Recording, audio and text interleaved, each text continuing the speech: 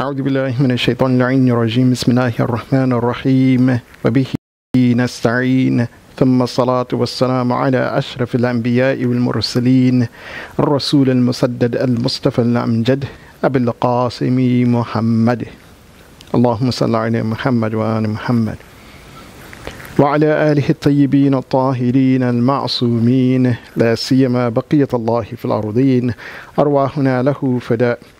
أما بعد، فقد قال الله سبحانه وتعالى في كتابه الكريم بسم الله الرحمن الرحيم يا أيها الذين آمنوا إذا نودي للصلاة من يوم الجمعة فاسعوا إلى ذكر الله وذروا البيع ذلكم خير لكم إن كنتم تعلمون.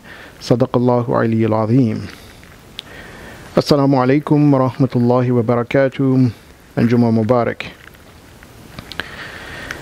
I pray that Allah subhanahu wa ta'ala continues to keep us safe in this new year, and inshallah that things will normalize so that we may once again gather as we did before, prior to the pandemic.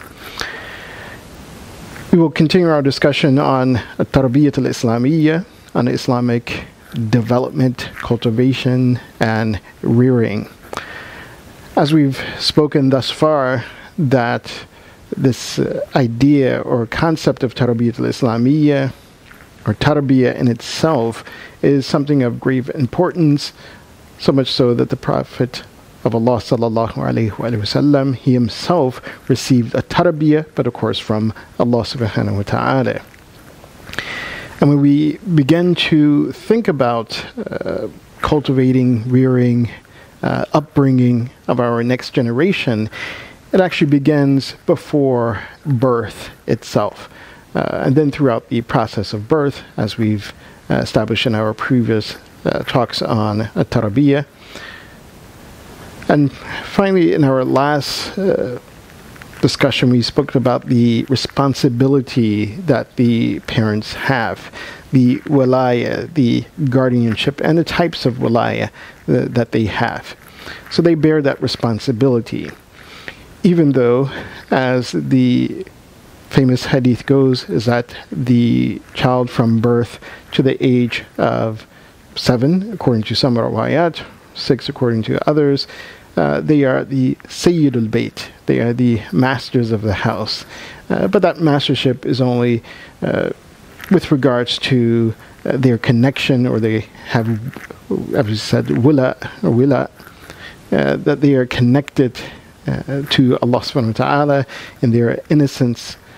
But it is the responsibility of the parents to care for them, to be responsible for them, and to observe their rights.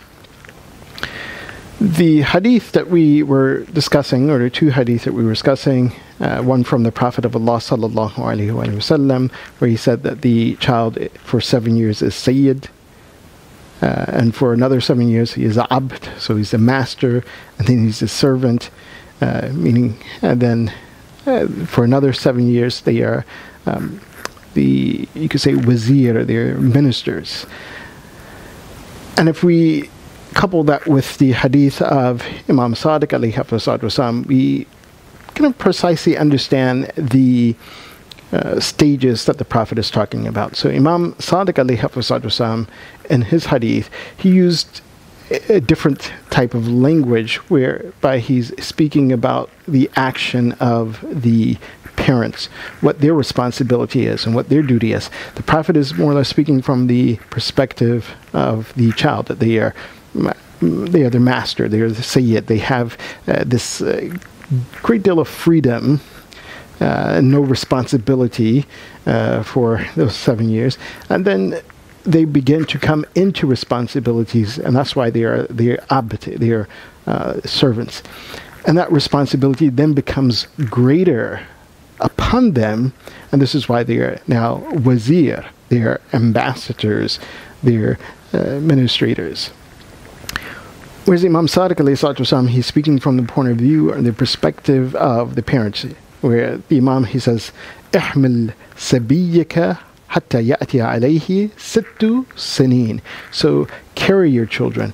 Or in fact, we can translate this as cherish them in that age when they don't have that responsibility, that you're cherishing them for those 6 years, or if you go by the hadith of the Prophet, for those 7 years. So you cherish them, you hold them, you uplift them, you uphold them. That's that period where you're mainly watching after them. And then he says for the next 6 years, according to the hadith of Imam Sadiq alayhi salatu wasalam, adibhu fil kitab. Then you begin to train them, you begin to give them some responsibility. After that period, then dhummahu ilayka 7 sinin, as Imam, he says, pull them close to you, or you join them, in other words, or you become their companions for the next 7 years. We can understand that as a sense of supplementing the education that you've given them, the ta'deeb or adab that you have given them prior to this. So in that period, and this is what I want to focus on, those first period, mainly the first period where they are sayyid, or that moment in which you are cherishing your children or this next generation, until they come into that the second kind of term, if we want to express it in that sense. So how do we cherish them? Does this mean that we don't give them any sort of tarbiyah or not? As we mentioned before, that no, this does not mean that we don't give them tarbiyah, but the tarbiyah is in a different form. Last week when we spoke about the book, we gave a reference to one of the books, Give Me a Child Until He Is 7, a very interesting book, as I mentioned, where the author, he speaks about the development of the child and how a child actually learns in those very early stages of their life. He also emphasized playing as a method of tarbiyah, or a method of education, a method of teaching and training the children. So I want to reference another book which I found very interesting as well, that speaks to this dynamics of education. It's called Playing to Get Smart, written by Elizabeth Jones and Renetta Cooper.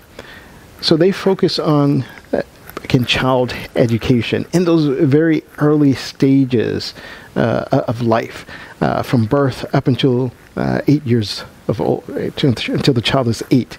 And so that covers actually that first 2 sections, when the child is the sayyid, and then coming into the folds of being la'abd. So what they speak about is how the play of a child increasingly becomes more complex from the time of birth until they're 8. And so they focus on how to understand the education of a child in those moments. And this will help us as well to understand how to give a better upbringing to those children, or to our children, to the next generation. How do we really cultivate that tarbiyah? So they outline a couple of stages for the child, about 3 stages. So from birth to the age of 2. So from birth to the age of 2, they said the child is mostly sensory motor explorers. Again, what this means is that if we pay attention to a newborn up until they're 2, they're mainly moving their hands, trying to get their hands coordinated, the eyes coordinated, all of these type of things. So these are the senses. So they're sensory explorers, even with sound as well, and noise. There's a very interesting video on YouTube where it shows how babies are reacting to the Quran, when the Quran is being played. So this is a part of that sensory motor exploration that these children go through, that they are hearing things and you're listening to them. In fact, as we mentioned before, even in the womb of the mother, they are also have this sensory motor exploration that they hear. We gave the example of the child Tabatabai, no longer a child now, he's an adult, but he would listen, or his mother would play the Quran while he was in the womb. And as a young baby, she would play the Quran. So these are means and ways of educating our children at that very young age, in this stage of sensory motor exploration. I'll add to this a couple of things that Elizabeth Jones and Renetta Cooper, they did not put there, but this may also include the sense of smell and as well as taste. What we find in some of the riwayat, and I do need to make a disclaimer that this hadith, what it states, doesn't mean that, hey, you go out and you run and you do this. One may want to check with their pediatrician, their doctors and things like that. So I'm not making any claiming that, oh, you go out and do this. Of course, because things may have changed, nature may have changed since the time of this statement by Imam Bakr, alayhi salatu wasalam. Imam Bakr, alayhi salatu wasalam, he says, حنِّتُوا أَوْلَادِكُمْ بِمَاءِ الْفُرَاتِ وَبِتُرْبَةِ قَبْرِ الْحُسَيْنِ عَلَيْهِ السَّلَامِ فَإِنْ لَمْ يَكُنْ بِمَاءِ السَّمَاءِ. He says that you should take water from the Furat. Again, of course, the Furat at that time may have been flowing much more than it is now, and perhaps in a better state. Maybe the environmental awareness of the believers at that time may have been greater. But in any case, it says, حَنِّتُوا أَوْلَادِكُمْ بِمَاءِ الْفُرَاتِ. So take some of the water from Furat and place it at the upper part of the mouth of your child. As well, do the same with the turba of Imam Hussein, alayhi salatu wasalam. And if you're not able to use these things, he says, so with rainwater, to take some rainwater and also rub it at the top of the mouth of the child. This is what hannitu.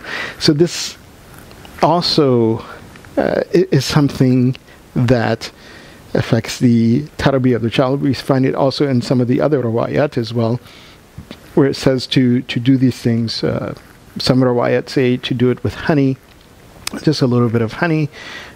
Again, the disclaimer is that, don't use the honey or some of these things if you're not certain about it, or if it is not approved by your pediatrician. If the rain is, of course, if it's acid rain, then you definitely don't want to put that in the mouth of your children. But nonetheless, in those riwayat, it speaks about these actions and how they also affect the child in their their adab and their mannerisms. In one of the hadith as well, the Prophet of Allah sallallahu alaihi wasallam, he is noted to have stated that be careful about who is feeding your child, who is wet nursing your child. Of course, during that time, there were many wet nurses. Even the Prophet of Allah sallallahu alaihi wasallam, that he was wet nursed by Halima, not his own mother. And so the Prophet, he says, be careful of who you allow to feed your child, because they will grow up and they'll be raised upon that. Again, what the environment that they're in while they're being fed, what the wet nurse herself, what she's eating, what she's doing, her adab, her akhlaq. So there comes some sort of connection there. So this is why the Prophet of Allah sallallahu alaihi wasallam, he stated that be careful of this.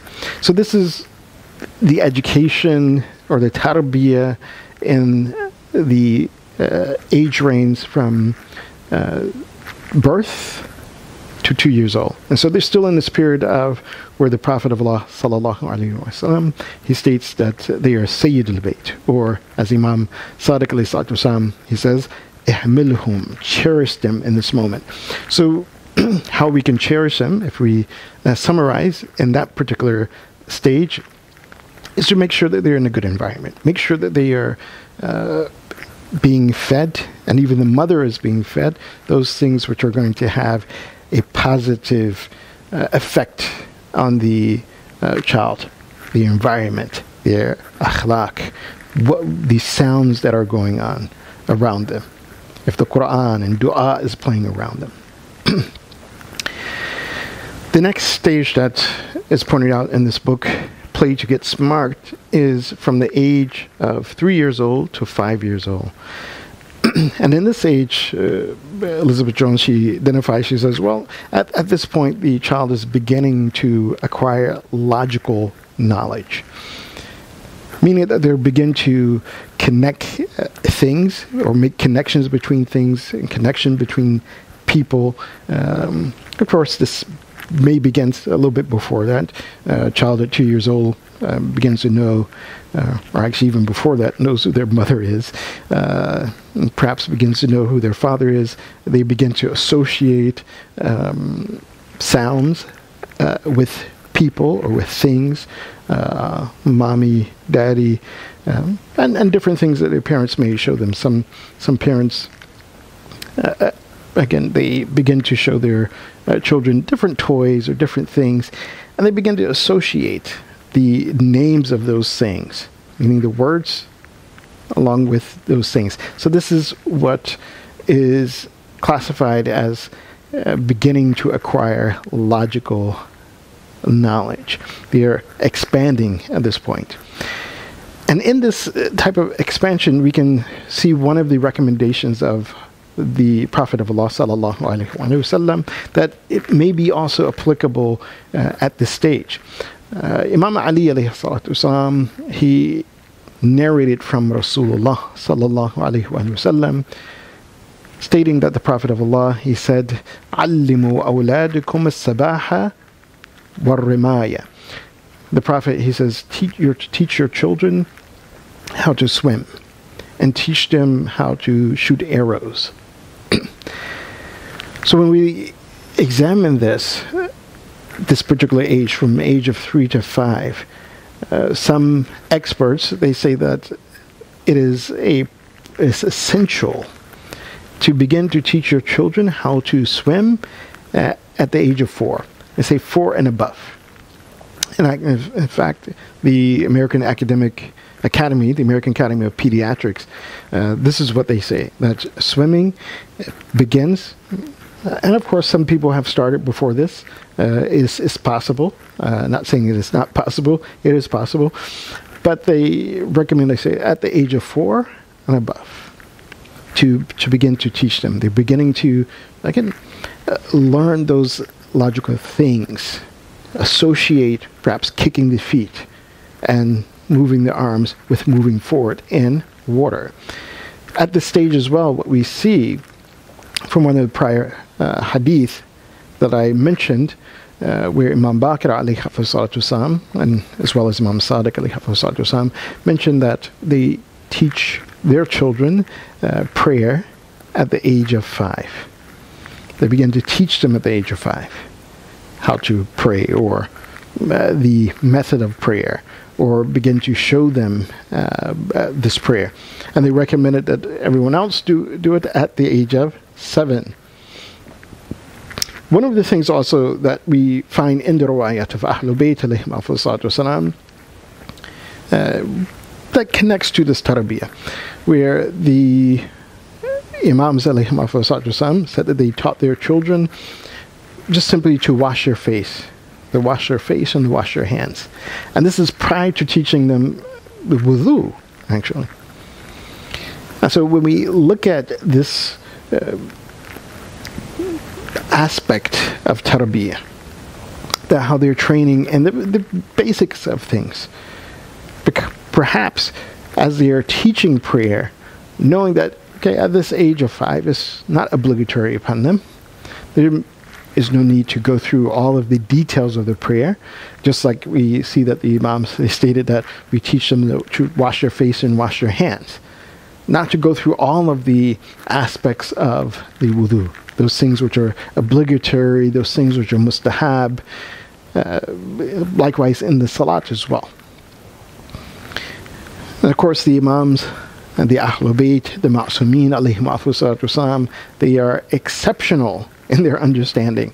In fact, even some of our children as well become very exceptional. I've seen children at the age of 2 who can make full sentences, can carry on pretty good conversation, and they're only 2.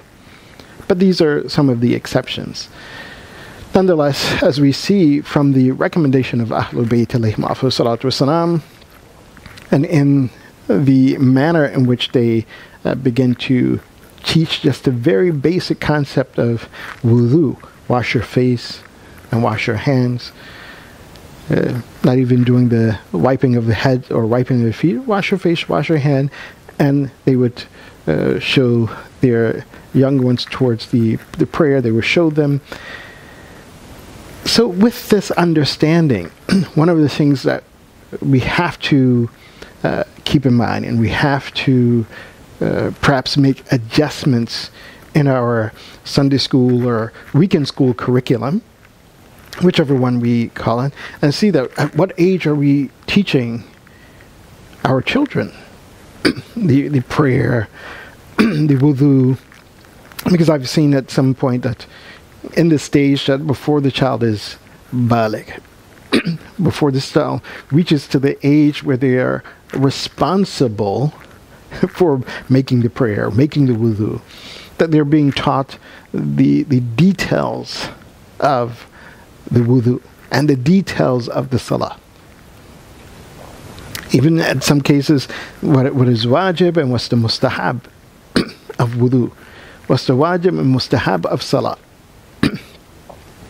And if they are at the very beginning or early stages, they may have 3-4 years before, or even sometimes 5 years before they even become baligh.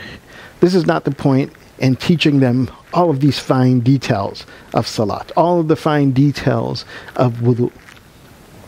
You start with something simple, of washing the face, washing the hands. Start with something very simple, that they are coming to the prayer. They're just seeing people praying, and they're looking at. Quite often when we have children in that environment, not even commanding them to pray, and they're watching the people around them praying, they begin to pray on their own.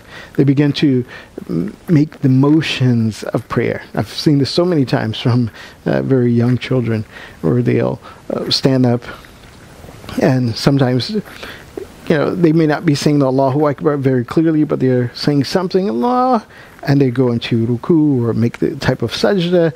They're following the motions. They're following what they see.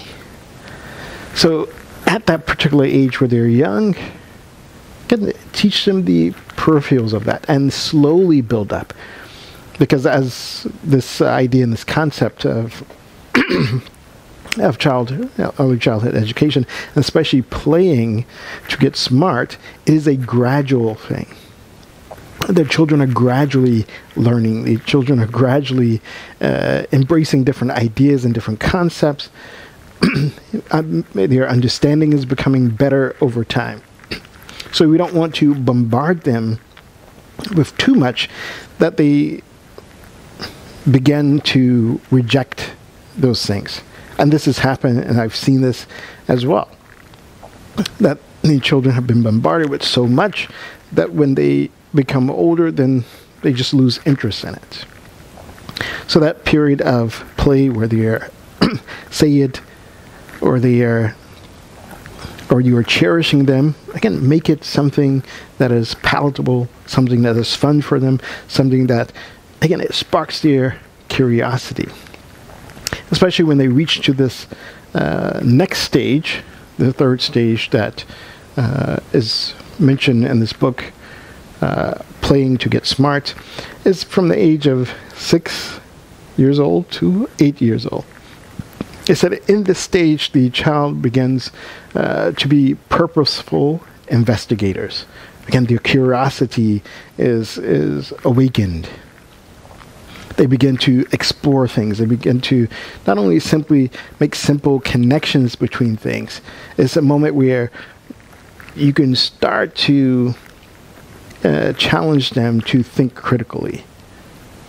Why? Because they're wondering quite often about how things work, how things are put together, how things come about.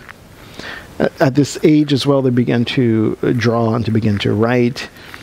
This is the age which the Imam, alayhi they said that at this age you teach your children to pray. Begin to teach them to pray. And again, this doesn't mean that we go into all of the details of wajib, all of the details of what's mustahab. No, you begin to teach them the prayer. You begin to connect them to, at least cognitively, to Allah subhanahu wa ta'ala, that these are the things that must be done. At the age of 7, this is the age in which the Ma'sumeen, again from the hadith of Imam Sadiq alayhi wasallam, and also Imam Baqir alayhi wasallam, where they said that we teach our children how to fast. And we teach them to fast even as for a part of the day. And when they begin to feel hunger, at that point we tell them to break their fast. And they recommended in their ayat that at the age of 9 that you teach your children to fast.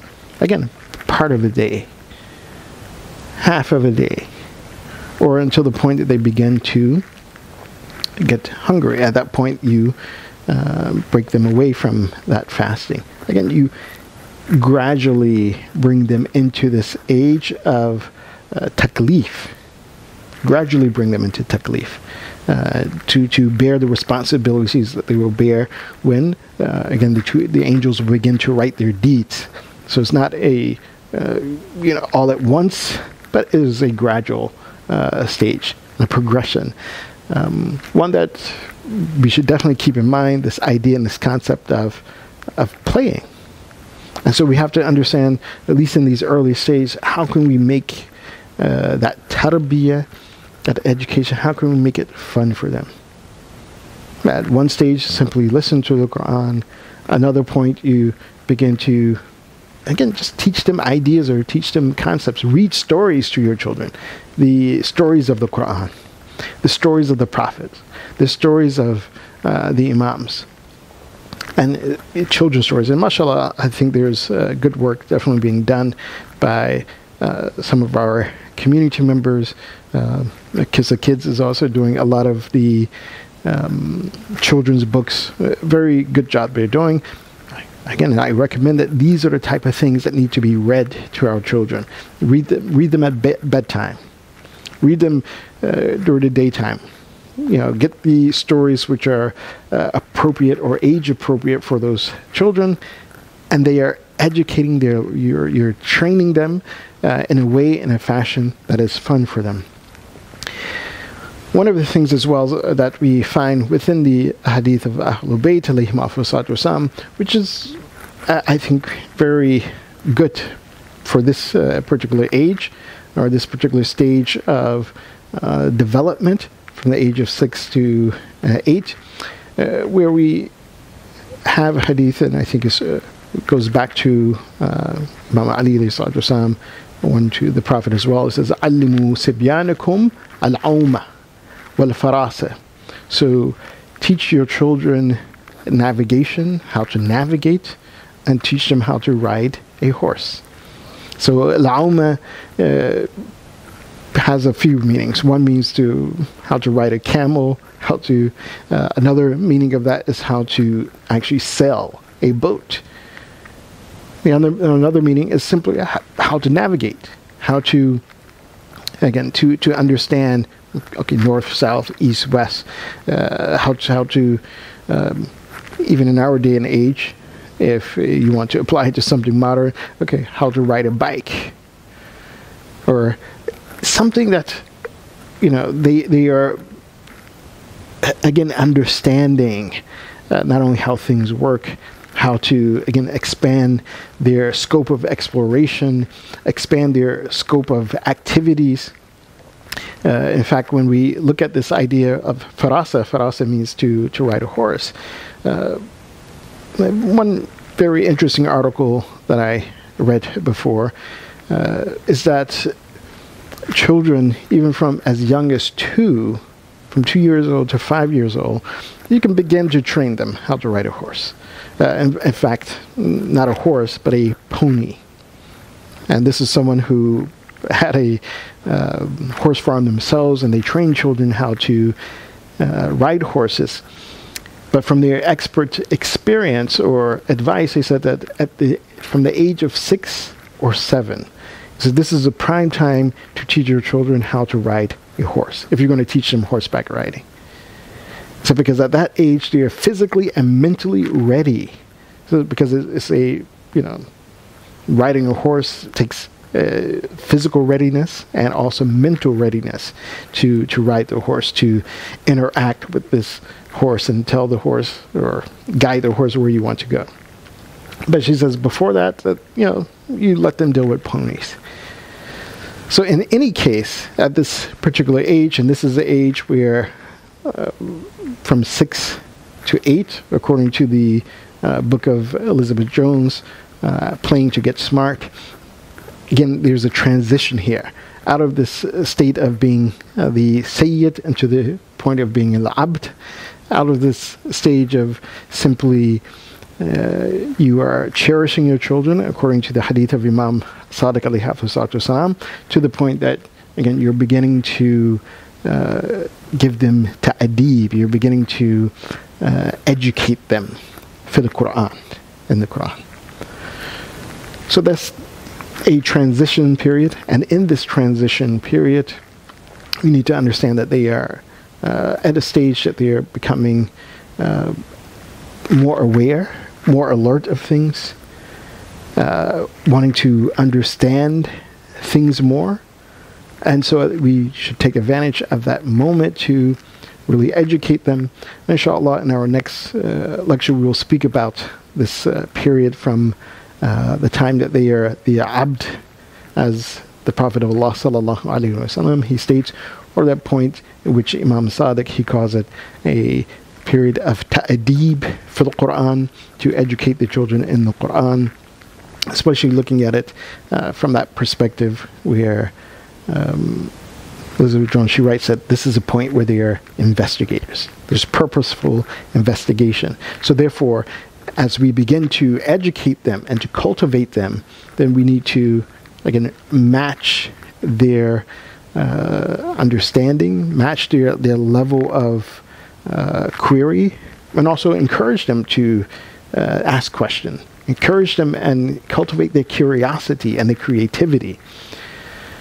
And by doing this, inshallah, we will give our children the best of Tarbiyah al-Islamiyya. And we ask Allah subhanahu wa ta'ala to make our children, make them pious, God-fearing, give them insight, give them attentiveness or in hearing the call towards Allah subhanahu wa ta'ala, and make them obedient towards Allah subhanahu wa ta'ala, and make them love the awliya of Allah subhanahu wa ta'ala, the Prophet of Allah, and the Ahlul Bayt alayhim afdalus wasalam, and to be close to them.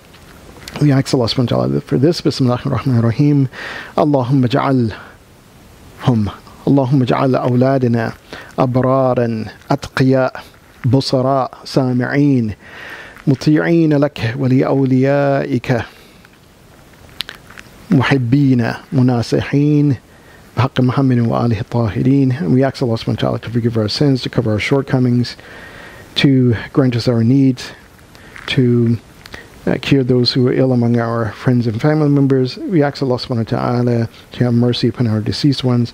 We ask Him to hasten the reappearance of Imam Zaman and make us among His helpers, His companions, and those who sacrifice their lives for Him. Bismillahir Rahmanir Rahim. Allahumma ighfir dhunubana wastur ayubana waqdi hawaijana واشفي مرضانا وارحم أمواتنا وعجل فرج مولانا صاحب العصر والزمان واجعلنا من أعوانه وأنصاره والمستشرين بين يديه وتحت لواء بحق محمد وآله الطاهرين. والسلام عليكم ورحمة الله وبركاته.